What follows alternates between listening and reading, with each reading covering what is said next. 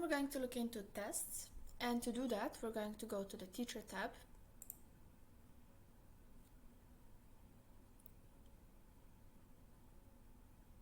and then to Tests. And right now there's no test in this class, but usually you're going to see a nice overview here. So to start a new test, I'm going to click here.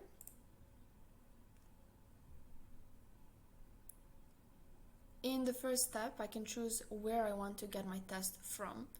And the first two options are for authors, so for people that create their own materials. If they created a test previously in the authoring environment, this is the moment where they can pull it from there and put it into their class. But in our case, we're just going to use the course material, so that's the same material that you saw on the home page previously. Then I'm going to click Next, or I can click here also to go to the next step. Here we can choose the exercises we want to use for the test. On the left side, it's the whole course material that you saw before, so I can open it up on these little pluses. And then I can also preview each of these exercises, and this is just a quick preview, it's not a full-on exercise, just to give an idea of what is in there. And if I select one of the exercises here, you see that it's immediately added to the right side. On the right side, we have a section that is automatically there, at least one section is there. But then you can also add multiple sections. I'll do that if I click on this button here, Add Section, and now I have two of them.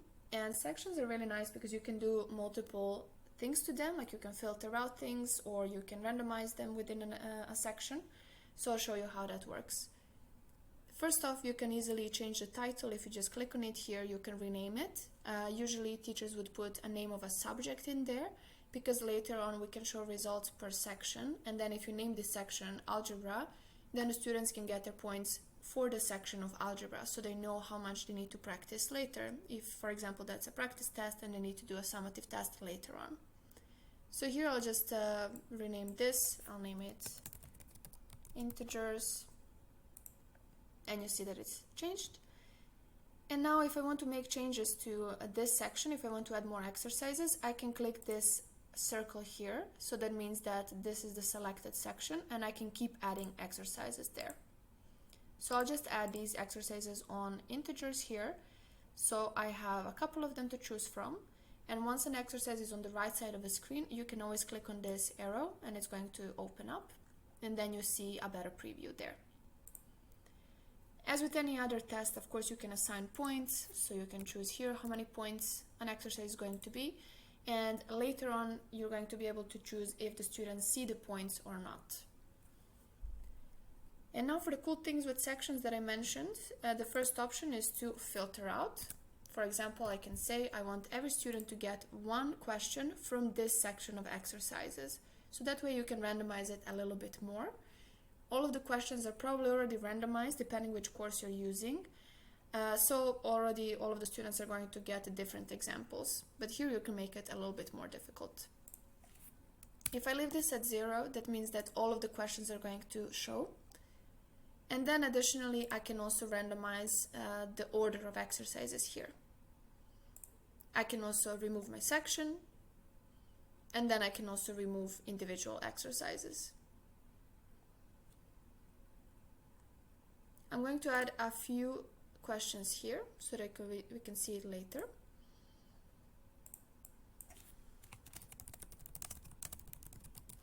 So now we have these two sections.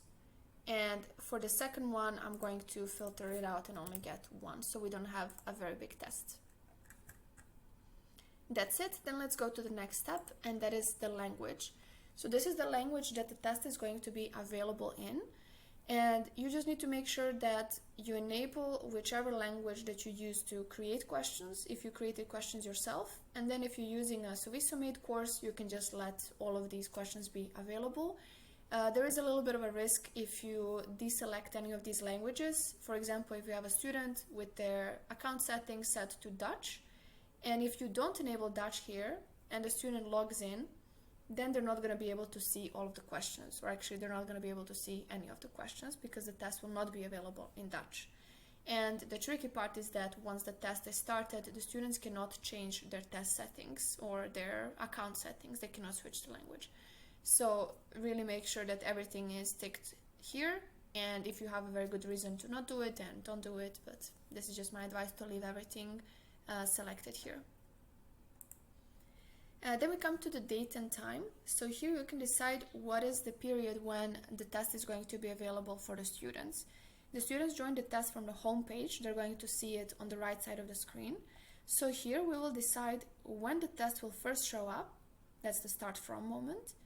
And then what is the latest moment when the test will be available. That's the start before. So you can choose the window here. Usually if you're making a summative test, maybe you want to have a very small window, maybe half an hour as the students are walking in. But sometimes you want to have a practice test, and then you can make this window much wider, maybe like 2 weeks or maybe a month. Sometimes if you're having a summer course, you can also have it available for a couple of months. It's completely up to you. So here I will just pretend that this is one of those practice weekly tests. So I will make the start date from Wednesday the 3rd of June, 3rd of July, and then I will make the last day the 10th of July. So the students have one whole week to start the test. That doesn't mean that they will be doing the test for a week. We can limit that a little bit later. An additional setting here is the deadline. So you can also enable a hard deadline when all of the tests are going to be submitted, no matter when they were started.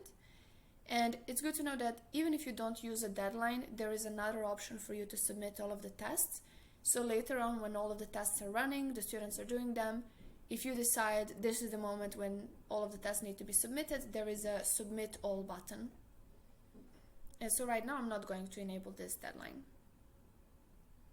We're going to the next step, which is the name. You have to give a name here, and I'll just choose this one, the weekly quiz 1. And you can put some other information here. So you can add information before the test begins, instructions during the test, or you can add a message afterwards. This first one, information before the test begins, it's going to be on a screen before the students actually start the test. And this is not too fancy. You can just put a few sentences, maybe don't do too much because there's other information next to this. So the students are going to see how long the test is, how many attempts they have, and then your additional information.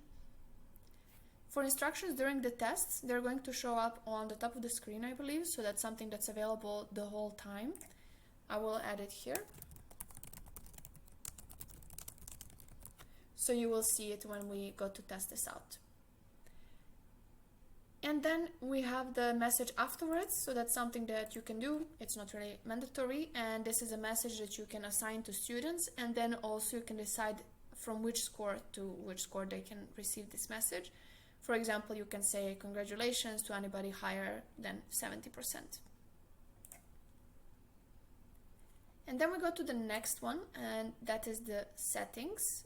And these settings there's quite a lot of them, as you can see, and they're split into categories. The first one is scheduling. So the first thing you need to do whenever you're ready with your test, that is to set the test to available.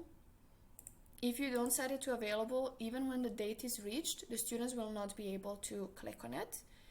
And right now I can set it up like this, and the students will still not be able to click on it. They will only see a grayed out test on the home page, but they cannot start it. One reason to actually keep the test to unavailable is if you still want to test it yourself. So I can set up these general settings, and then later I can give an exception. And there are many reasons to give an exception, like for students who need extra time. But one of the exceptions can be that you can see the test. So here, I'm going to make this test unavailable for now.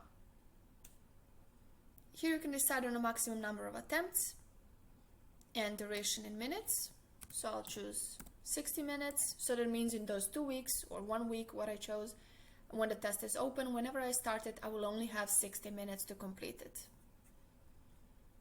There is an option to enforce a delay between attempts. So you can say every student is going to have 15 minutes before they can start another test, or they can have hours or days, whatever you choose. The next section is about results. So here, in the first step, you can decide if you want to release the results right away when the test is done. So sometimes you might want to just allow a practice test. In my case, this is going to be just something that they can do whenever they want. So ideally, I don't want to have too much work with it. So I'm going to say release everything right away. But there are other options. So you can also release only test results or only the points. And you can also say don't release anything, and then you manually have to release it later. Here we can have this option to view results by section. So those are the sections that I mentioned before. And here they're going to be showing up if you choose yes. Here you can decide if you want to show the points per question during the test and afterwards. So I will enable this to show you what it looks like. You can decide on the minimum passing grade. And this is not going to have any other consequences on the students. So only in the reporting environment, when you go to look at the results, you will see them in different colors depending if the student passed or not. And if you're not using percentages, you can also transform the final test score into a grade. So here you have two options, the linear transformation, and you have the constant value transformation. So you can choose from those options. The next section is on tools. In the first step, you can decide if you want to have the practice mode or the test mode. So that's depending if you're having summative testing or if you're having more practice. And the difference is that in one of those, you can get the score before the submission. So the students can check it once before they actually send in their answers. Here are some other additional settings related to that, what I just mentioned. So you can decide on the number of checks and if each question can be checked individually. From other options, you can also allow students to upload files during a test. I'll enable this to show you what it looks like, and I'll choose per question. And then if you here allow your students to use an external device, that means that each question is going to get a little barcode they need to scan, and then they can upload files automatically from their phone. Here I can enable an on-screen calculator, and I can choose between a basic calculator or a scientific one. You can allow students to add a note to each question. I'll enable that as well. And then they can also use text-to-speech. So that's something you saw during practice, where they have a little speaker in the upper right where they can get the text read out loud. You can also allow them to do this during the test. And the last section is on security. So here are some of our security options. The first one is to have a fixed or randomized order of questions. You can also add a password. So why you would use a password? For example, if you're testing on location, you have all your students in the classroom. Maybe you want to only reveal the password when everybody's already logged in, if they're using their own computers, and they can only access the test that way. So you're making sure nobody at home is logging in with their own credentials to do the test for them. Here's the IP range restriction. Here you can put in the IP addresses that are allowed, so the test can be only accessed from those IP addresses. You can also choose to make the course material available or unavailable. So if the course material is available, that means that the students can pause the test, they can go back to the home page, they can look around, read the theory pages or anything, and then go back to the test. Here you can decide to run the test in full screen mode, so that means everything else is going to close up, only the test is going to be left. This testing does come with some limitations, so if you choose the full screen mode, you can't allow students to upload any notes. And also there could be some issues during the testing. If the student has a screensaver, for example, it's going to be considered as exiting the full screen mode, and then the test will be submitted. So we definitely recommend choosing this setting only if you are testing on location and if you have enough resources and people to help out the students if something goes wrong. And lastly, we have the Safe Exam Browser. So this is just a tool where the students can access the test within a browser, a certain browser that is limited. They can't search any other pages, they can only do the test. So I will save our test settings for now. I can always go back and edit the test later. And here you see our test. And you see that it is not available. So if I open up this little arrow here, I can see all of my test settings. And additionally, I have student settings here. So these are the exceptions that I mentioned before. Here you see the default test settings. so the test was unavailable. And then here you have some options to change those. And if I scroll down, I will see the full list of students and teachers as well in this test. So right now I want to give myself access to the test, so I'm going to select only my name. I can also additionally search for groups. So if you previously organized students into groups, for example, you might have a group that's called extra time, so you don't have to search for individual names every time. You can just search for the group name here and then tick this box here to select everybody in that group. If I scroll up here, then I can choose and make the test available. You can also make any other changes, like give multiple attempts or give extra time here or any other settings. And then I can choose save, and you see here a confirmation message, but additionally under my name you will see the extra exception that I have. So I'll go to the home page now, and you see my test here. Now the test I can't click on because it is only set to start tomorrow. So back in the test settings, I'll quickly change that, and I will choose for the test to be available since yesterday. And now the test is available on the home page. You see it here, so I'll just click on it. And then we come to this first screen where there's some extra information about the test. So this is what I mentioned before, where the students see how many attempts they have, the passing rate, how much time they have, etc. Now when I click on start, the test will actually be generated and started. So after this, they can't go back. And here's the test. These are the instructions during the test that we typed in before. So they're going to be staying here on the home page. In the right upper corner, you see the time is ticking already, so I can close this if I want to and open it up again. And I see some other information about the test. All the questions are here on the left side, and then also here in the middle, so they can just start clicking through them. This is a multiple choice question, so they can use any of these things that they have extra here, so they can upload something. And to add files, they can also add them here, so via computer directly, or they can upload them from an external device. This is that QR code that I mentioned before. And additionally, they can write a text note here. They can use the calculator, or they can go back to the overview. So at this point, they can just do the test. I'll just click some answers here. And you see as I move to the next question that the first one is now marked in pink. It doesn't mean that I have the correct answer, it just means that I answered it. And as with any other tests, and you can also bookmark this, you can come back to it later. You see that little bookmark is added here as well. So they can go through the questions, and then once they're done, they can go to the overview, and they can also submit the question here. Now I didn't answer a lot of things, but ideally this will be answered, and then still they see the bookmark and they know they need to come back here to answer it.